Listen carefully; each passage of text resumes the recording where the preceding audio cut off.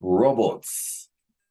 Ever since I read Asimov's I, Robot as a child, I was fascinated by those mechanical human-like creatures capable of interacting with humans and achieve complex tasks with their non-human skills.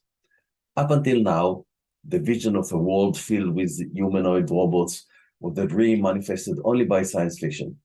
But with recent development, especially Tesla AI Day, it seems like robots may soon become part of our daily life.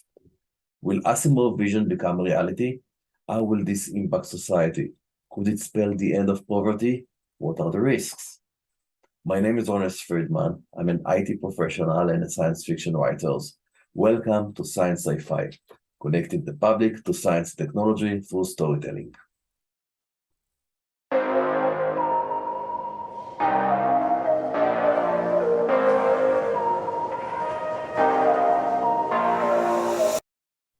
Let's dive right into the world of robotics. On the image here, we have on the left side, image from the movie I, Robot with Will Smith, and on the right side, we have the Tesla Optimus robot that was displayed in the AI Day. So what's on the agenda? First, we're going to talk about robots meets an eye. The future is here. Some review of what we saw on the Tesla AI Day. And then we're going to talk about Asimov's vision in his series of books about robots. How can humanoid robots can change the world? Why would you use exactly the humanoid shape and not other shapes? What impact they're going to have on society, on our world, and on the economy, and on the impending population issues we are maybe facing soon. And again, we are going to talk about science fiction, how robots are portrayed in science fiction, positive robots, and of course, we're going to get into the negative, some of the risks, some of the movies and the books that talk about how robots may destroy the world or take over humanities. And in the end, we are going to talk about the Asimov 3 laws of robotics. That's how Asimov tried to make sure robots will not revolt and they will be safe to operate and use. And we'll end with a summary. On the picture here, we have image of Kalon from a TV series Orville. Put my image here, so it will be part of the discussion. The Kalons initially were developed by a species, humanoid species, on a planet further away from Earth, and they were abused, and they were probably not enough safety regulation, and they found a way to evolve, and basically they killed all the creators. Later, some of the Kalons become bad characters, some were good characters, or even a crew member of the Orville. But let's proceed with what we saw on Tesla. Tesla has been developing self-driving car for quite some time. And they collected a few billions, I think something like 25 billion hours of drivings, and they are trying to develop how the software, and they invested a lot in artificial intelligence. They, of course, they have the Dojo computer that is the heart of the Tesla car. And a few months ago, perhaps a year ago, Elon Musk decided that he wanted to develop a robot based on exactly or very similar software, artificial intelligence, and use it in order to create a robot that can function in a human society and deliver work, do work. So what's so special about Tesla? First of all, what they do in their AI software, in addition to collecting all these billions of hours of cars experience, they develop a 3D rendering of the world. That means they have a computer image of how the entire room or the environment is look like. So if you have cameras or sensors that can look around, you still have the computer still keep the entire environment, the entire room or set of room or walls, whatever it is, as an image. And also they use an occupancy network that can distinguish different items. They have labeling. The computer is able to label it by itself. This is one big advantage that Tesla has over other AI company like NVIDIA and some other top company that trying to do self-driving car, is that the software itself, the artificial intelligence, is able to label item. If this is a flower, this is a humans, this is the road, or what water, whatever they need to know in order to function well. So they took, especially identify humans. Well, self-driving cars, you definitely don't want to run over humans, and robots definitely also don't want to run into human or cause damage to humans. So they need to know humans and identify them as separate from the environment. So in the 3D rendering, they just give different items, different colors in order to differentiate them. And once the robot with the sensor or eyes, ear, radar, whatever they have, in Tesla mostly use vision, they have a complete image of the surrounding and a 3D rendering, like a computer artificial virtual reality that simulate the entire reality, and then they see the item itself, which could be the car or the human, and use it to be able to take action in the environment. So that robot could be to work in a factory and deliver and build cars or do something else. It could work in a fast food restaurant. You know what is hamburger, what is human, what is the cashier register, and they know how to behave, and they can learn to identify the stuff and be able to navigate in the 3D environment. And Elon Musk said that actually building a robot will be cheaper than building a car because it needs smaller batteries, a smaller engine, not as much metal, and the software is not basically the same, but at least built upon it. So in the Tesla AI day, the robot was able to walk by itself without any cable or tether connected to it, using its small battery and the engine that it has. It has like all the digits, 5 digits in the hands, and it could do not yet very sensitive stuff, but those robots are going to become more and more advanced as time passes. Asimov vision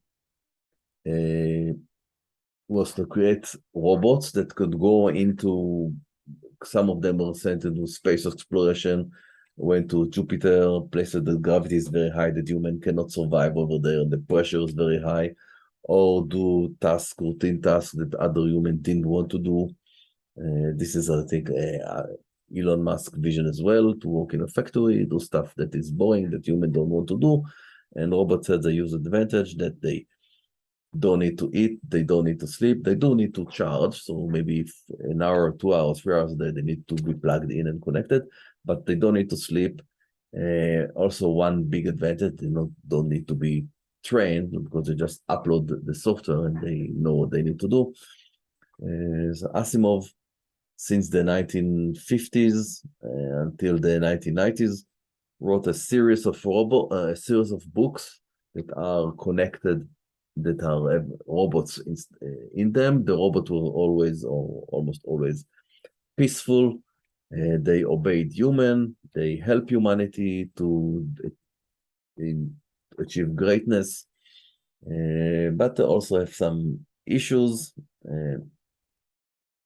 like in order to have a story. So some of the issue in the Naked Sun, for example, the society becomes so rich because the robot did so much work and enabled to produce so much stuff and did all the labor on the services and the production, that human become isolated. Each one has huge mansion, and it causes all sorts of social issues. But generally speaking, Asimov's vision of robots were very positive for humanity.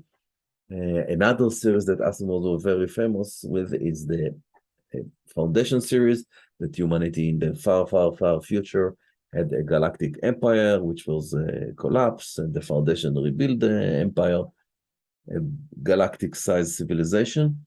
And at some point, he converged the two world that he created, the world of robots and the world of Foundation with a galactic civilization, and he add the robots to that some of the books in the Foundation series. Enhance and collaborate with humans. This is some of robot from some of the other sci-fi stories that we know. R2-D2 and 3PO are from Star Wars universe. They have a robot over there. The robot there are treated, I would say, more or less like slaves. But sometimes people do interact with robot, and they tried some of the new Rogue One, some of the new versions, some of the new movies, at least give them a little bit more rights. But in the original Star Wars, they didn't have all the rights. We have Wally, that it's not entirely humanoid, but he's left on planet Earth in order to clean the planet while humanity left on a cruise. Potential Man, it's an Asimov story about a robot that was trying to become human, and it's all the adventure that went there. Why do we need human shape? Why the robots cannot be like industrial robots that have an end and do a specific task, or something that look like an elephant, I don't know, or a tank with some tentacles that can do the job? So first, our world, like factories, cars, maybe future spaceship, furnitures in the house, everything was designed for humans, for human size, human interaction, roads, stairs, furnitures. So since everything that we have, or almost everything that we have, was designed for human, it will be much easier to integrate machines that looks like human into that world. And also billions of years of evolution that brought us to where we are with the GDIT, with the thumb and fingers that we can do sensitive work, and where the eyes are and our shape. Why not imitate nature? Also, it's going to be more comfortable for human to interact with robot that looks more similar to human. By the way, here is data from Star Trek. Brent Spindler, he's been to Calgary, where I live, last year for a convention. Still COVID was still raging, and I met him and took a picture here. So this is why we have humanoids robot. Can robots change the world? One of the problem, I'm going to put at the end of this video a link to another video when I talk about population collapse. A lot of countries right now have a relatively small number of younger people. Families are not bringing enough children. So Canada, for example, have only 1.47 children per kid. China recently released some number that were different than the official numbers, that each family only have 1.1 kids. That's mean each generation is going to be a lot smaller than the previous one. The US, the issue is not, the population collapse is not that high, but there's still going to be a smaller generation. Europe is also collapsing. Africa still have good growth, but probably in a generation or two, they're going to be in the same boat. What this means, what it entails to our world, that we're going to have more old people and fewer young people. Eventually, the population will shrink, but in the next few decades, it's still going to grow. But still, especially in the developed world, a lot of people are going to retire from the workforce, and the fewer younger people will have to work and support them. Here comes the robots. The robots can do the job of some of the job that humans can do right now in factories, in fast food restaurants, in services, cleaning. They can do a lot of the job that we don't have enough young people to do that can do those jobs. And those robots, unlike a human, human typically work in a job for 40 hours a week. Robots would probably work 150 hours a week. The rest of the time probably need for charging. But also, in order to train somebody to a specific work, we first need to give birth with human. not me, a woman needs to give birth to a child, and then the family needs to grow the child to be an adult, go to 12 years in school, and then perhaps to get additional training, maybe go to university or do some course. So that's a lot of years, many years, and a lot of training until we have a human being capable of doing a job. Robot, once the program is ready, you build a robot. It doesn't need to go 12 years to school and another 6 years to grow and go to university. You upload the software and the robot immediately can do the job. And you can build millions of robots, so millions of experienced worker.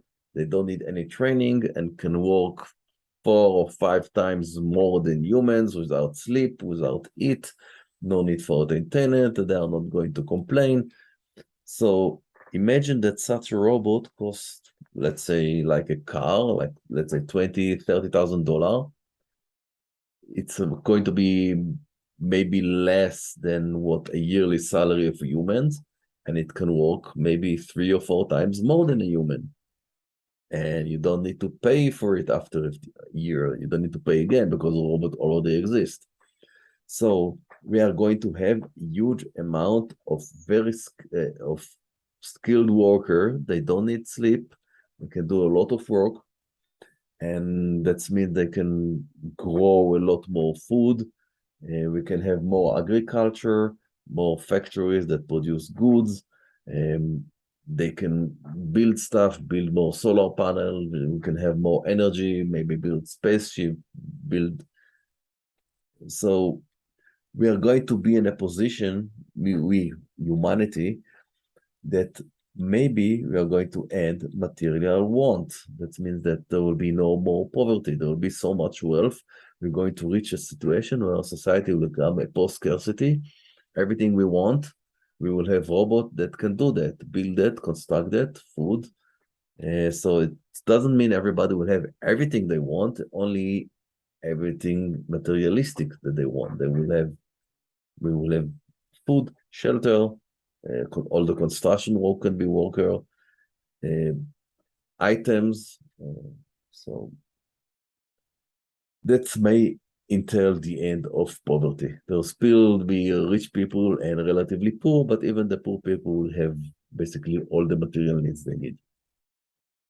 Additionally, a robot can work in hostile environment that humans don't want to work. For example, if you want to send people to Mars, why not before we send people, send some robot that land 2 or 3 years before and start building the base, start building some kind of refinery to produce rocket fuel.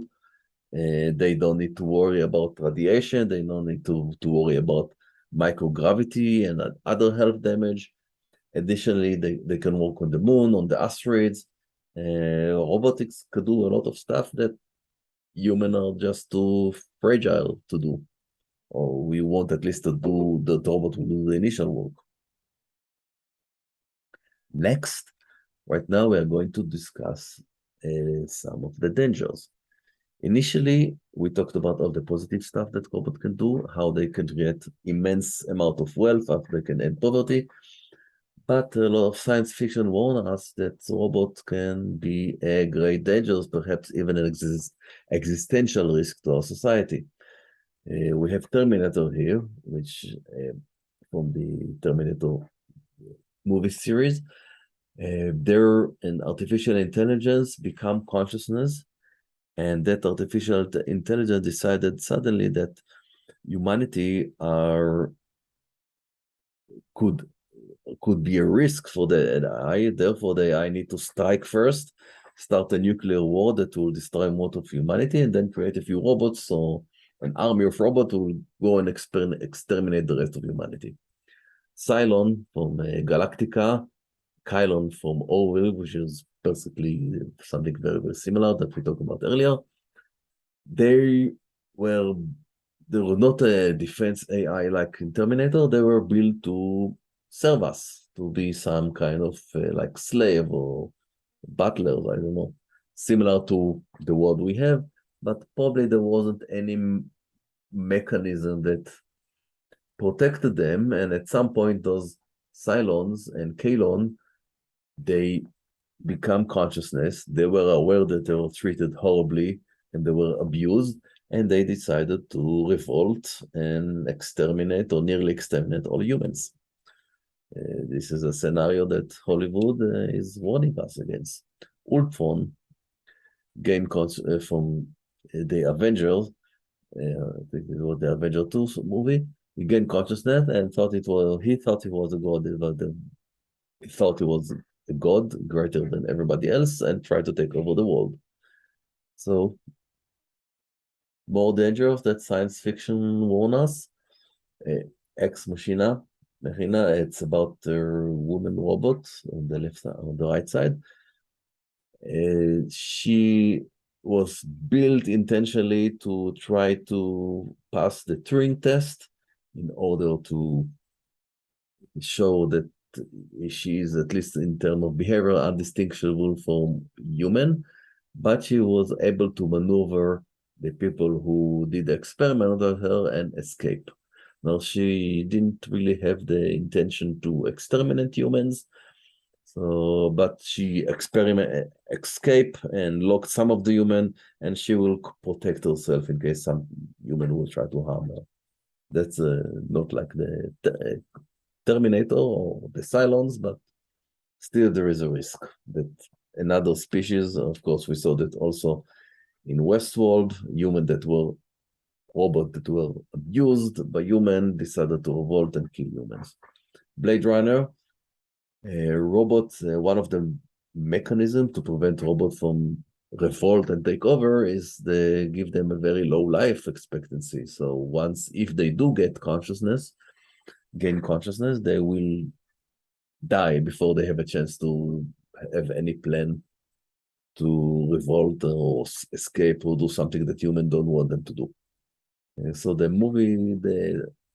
premise behind the movie Blade Runner and the original story was Philip K. Dick was to what robots will do in order to prevent dying. They didn't want to die after 4 years.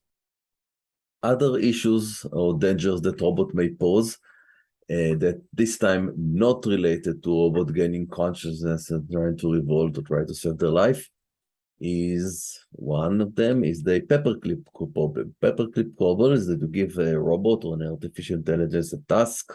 In this example is to be the most efficient in created paperclip. So the robot just decide to destroy the entire world and then use all the metals and kill all humans in order to make more paperclip, because this is what they believe is the most efficient way to make paperclips. So it could create dangers that by getting orders that are misinterpreted by the robot in order to maximize what they were told to do. Another thing, we can have a software that hacked by a malicious attack. I don't know, the robots right now, a war right now taking place in different parts of the world. Some hackers can decide to hack the system and do some damage. I don't know why. Hackers do that. Spammers do that. People who develop viruses do that. So it could be done intentionally.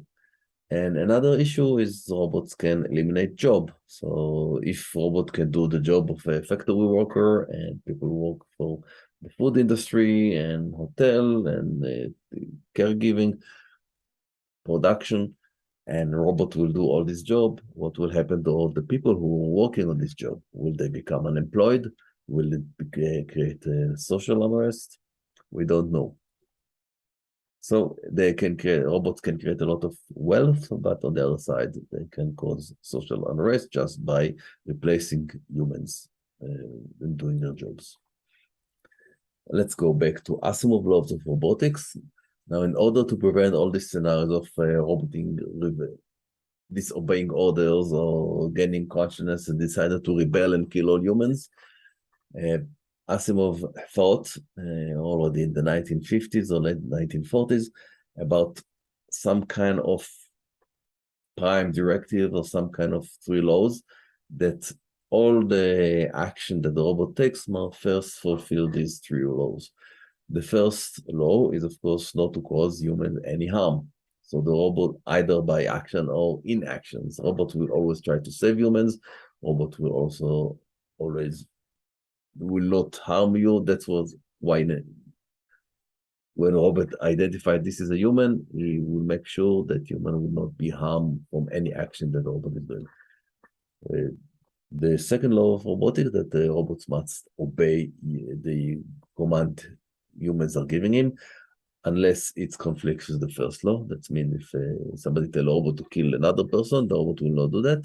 But other than that, the robot will have to do all the commands that humans are telling him, even going to Mars and build a habitat over there. And the last law is the robot needs to protect itself, unless it's in conflict with the first two laws.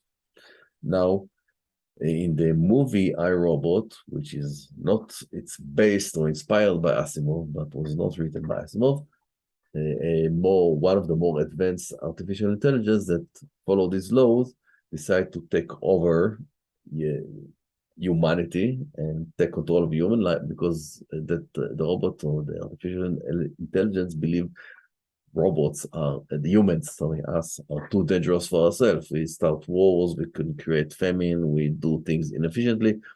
So the robot revolt in order to take control of humanity, in order to protect humanity. So it's still keeping all the laws, but it did something that nobody wants. So this is something to be worried about.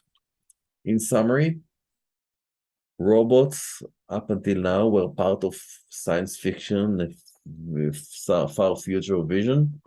But now it seems that robots that, like we saw in Asimov's story, are about to become a reality. Maybe in 5 or 10 years, we're going to have the first robots that are going to do some jobs. Then how can humanoid robots can change the world? They can do a lot of job. They don't need to sleep or eat. They're coming right out of the factory already trained. We can build as many as we want. And they are going to provide us with food, construction, build stuff, fix stuff, work. And there is a good chance they are going to end poverty and end all material want and transform humanity into a post scarcity society. That means everybody can have any physical thing they need or want.